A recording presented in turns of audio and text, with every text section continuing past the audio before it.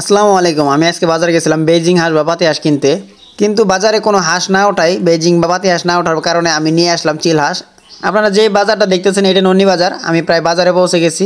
হাঁস মুরগির বাজারে ঢোকার পরে দেখি এখানে কিছু চিল হাঁস আর কিছু দেশি হাঁস আর বড় বড় মুরগি এমন ছাড়া আর কোনো নাই, মানে কোনো হাঁসের বাচ্চা নাই। কিন্তু এই ভাই দেখলাম কিছু ছোটো ছোটো বাচ্চা নিয়ে আসছে, মানে একদিনের বাচ্চা। তো এই বাচ্চাগুলো লাস্টে নিলাম। নেওয়ার পর আমার সাথে ক্যাশ না থাকায় আমার এক জ্যাঠতো ভাইয়ের কাছ থেকে টাকা নিয়ে আমি ওনাকে দিলাম, আর তাকে আমি বিকাশে পরে পেমেন্ট করব। আর এখানে বাচ্চা দেখতেছেন, বাচ্চা আছে 60টা বাচ্চা আমি কিনছি 650 টাকা দিয়ে। এখানে আমার 30 টাকা 25 টাকা জমা দিতে হয়েছে। এটা আমাদের একটা বাজারের নিয়ম। কিন্তু এইভাবে জালির ভিতরে আমার বাচ্চাগুলো রাখা ঠিক হয়নি, এটা আমি আপনাদের পরে দেখাইতেছি। এরপর আমি আমার মুরগির বাচ্চার জন্য নিলাম ডক্সিভেট। এটা মূলত একটা অ্যান্টিবায়োটিক, আর এটা বিশেষ করে ঠান্ডা আর অন্যান্য সমস্যা লাগিয়ে কাজ করে এটা। আর এটা নেওয়ার পরে আমি বাসায় আসলাম। আর এইভাবে কার্টনে নিয়ে আসার একটা কারণ আছে, কারণ আমি যেইভাবে জালিতে রাখছিলাম এইভাবে রাখার পরে আমি যেই ভাইয়ের দোকানে দেখাইলাম ওই ভাইয়ের দোকানে রেখে গেছিলাম। একটু পরে আসি দেখি আমার একটা বাচ্চা মানে ঘাড় টান পড়ছিল, হয়তো পরে ওইটা ঠিক হয় নাই।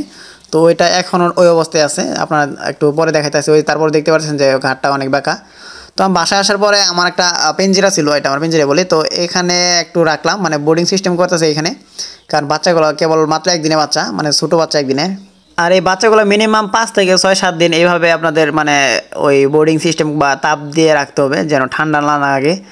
আর এগুলোই আমার তেমন অভিজ্ঞতা নাই, এটা আপনারা জানেন। আর আমি যে ভিডিওগুলো দেখাচ্ছি এটা আমার প্রথম মানে ফার্স্ট অভিজ্ঞতা। তো আপনাদের সব কিছু আমি প্রথমবার ওইভাবে দেখাইতেছি। তো কোনো সমস্যা হলে আপনার তাও দেখাবো ইনশাআল্লাহ। আর বাচ্চাগুলো মোটামুটি ভালো চঞ্চল, দেখেন একটা বের হয়ে গেছে, বের হয়ে মানে পাখা উড়াইতেছে। বাচ্চাগুলো দেখেন এই একদিন বা 2 দিনের বাচ্চাই হতে পারে, আমি কারণ কিনে আসছে, আমি তো সঠিকভাবে জানি না, উনি বলছে একদিনের বাচ্চা। এরপর আমি বাচ্চাগুলো রাখলাম এইভাবে। আর উপর বা চতুর সাইড দিয়ে আমি একটা কাপড় দিয়ে দিব যেন বাতাস না লাগে। আর উপর দিয়ে দিব তাপ, মানে 100 পারে একটা বাল্ব দিয়ে মানে একটু তাপ দিব, যেন এটা বোর্ডিং মানে যে তাপটা দরকার এটা ওরা পায়। আর দিনে হয়তো একটু সূর্যের আলোতে রাখবো।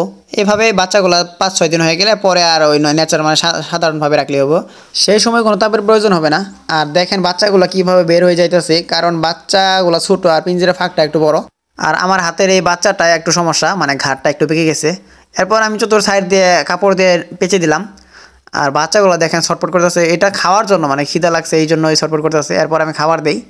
খাবার দেওয়ার সময় আমি একটু লাইসোবিট পানির সাথে মিশিয়ে এবং খাবারের সাথেও মিশিয়ে দিলাম, কারণ শুধু পানিতে দিলেও চলে, কিন্তু পানিতে দিলে আমার এই বাচ্চাগুলো মানে ফেলাই দিবে, আমি জানি ফেলাই দিব। তো এই জন্য পানি আর খাবার একসাথে মিক্স করে দিলাম যাতে না ফেলাই। আর লাইসোবিট মানে বাচ্চা, যে কোনো বাচ্চা আপনি নিয়ে আসার প্রথম দিন লাইসোবিট দিবেন, কারণ এদের একটা ধকল যায়। আর লাইসোবিট দেওয়ার নিয়ম হলো 1 লিটার পানিতে 1 গ্রাম লাইসোবিট দিতে হয়। আর আমি এখানে খুব অল্প পরিমাণে নিয়েছি, মানে 1 গ্রামের কম নিয়েছি। আর পানি আর একটু রাখছি আরেক জায়গায়। ওই পানিতে আমি পরে মুড়ি ভিজাইলাম, আর মুড়ি ভিজাই কিছু ছিটাই দিলাম। ওরা হয়তো ওইভাবে খাবার চিনতেছে না, এই জন্য মুড়ি ভিজাই ছিটাই দিলাম। এতে আপনি খাবারও ছিটাই দিতে পারেন, যে খাবারটা কিনে নিয়ে আসছেন যে ফিডটা ওইটা দিতে পারেন। আমি মুড়ি দিলাম প্লাস ওই খাবারও দিব একটু পরে। আর যেই বাচ্চাটার ঘাড় বেঁকে গেছে ওইটা আপনারা দেখলেন, মানে চঞ্চল আছে কিন্তু ঘাড়টা বেঁকা। আপনারা দোয়া করবেন যেন আমার বাচ্চাটা সুস্থ হয়ে যায়। দেখতেই পারতেছেন বাচ্চাগুলো অনেক চঞ্চল আর খাওয়া দাওয়ার দিক দিয়েও অ্যাক্টিভ আছে। এরপর আমি এখানে কিছু খাবার মানে যে ফিড যে নিয়ে আসছিলাম এটা ছিটাই দিলাম। আর আমার মাথার কাছে যে বাল্বটা দেখতেছেন এটা আরও নিচে নামাই দিব, মানে আমরা যখন কাজ শেষ হবো নিচে নামাই দিব। আপনারা যারা আমার ভিডিওটি দেখেন অবশ্যই কমেন্ট করবেন, এতে আমি উৎসাহিত হব যে আপনারা আমার ভিডিও দেখতেছেন প্লাস কমেন্ট করতেছেন। এইভাবে রাখার পর এই রুমে রাখা আমি চলে যাই। আর আসার পরে মানে রাত্রে হঠাৎ করে আসি, দেখলাম কী অবস্থা। পর দেখলাম সুন্দরভাবে শুয়ে আছে, কিন্তু ঘাড় ব্যাগাটা একটু আলাদা, ওই সবটি এক জায়গায় শুয়ে আছে।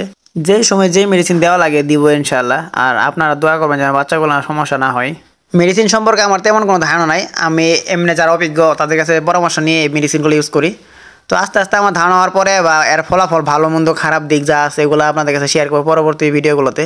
আর এই বাচ্চাগুলো রাত্রে প্রায় 10টার পরে বাচ্চাগুলো দেখেন সবগুলো এক জায়গায় আছে। আর একটু ঠান্ডা লাগতেছে, তারপরও আর একটু নিচে দেওয়া দরকার আছে বাতিটা। তারপর আমি দিই নাই, কারণ বাতিটা নিচে দিলে একটু লাইনের মানে তারের শর্ট পড়তেছিল, এই জন্য দিতে পারি নাই। তারপরও এইভাবে ভালোই আছে বাচ্চাগুলো। আর খাবার দিছি, খাবার মধ্যে পানি শেষ করে ফেলছি, এখন খাবারটা ছিল। আর সবাই দোয়া করবেন যেন বাচ্চাগুলো কোনো সমস্যা না হয়। আর আজকের ভিডিও এই পর্যন্তই, সবাই ভালো থাকবেন, আল্লাহ হাফেজ।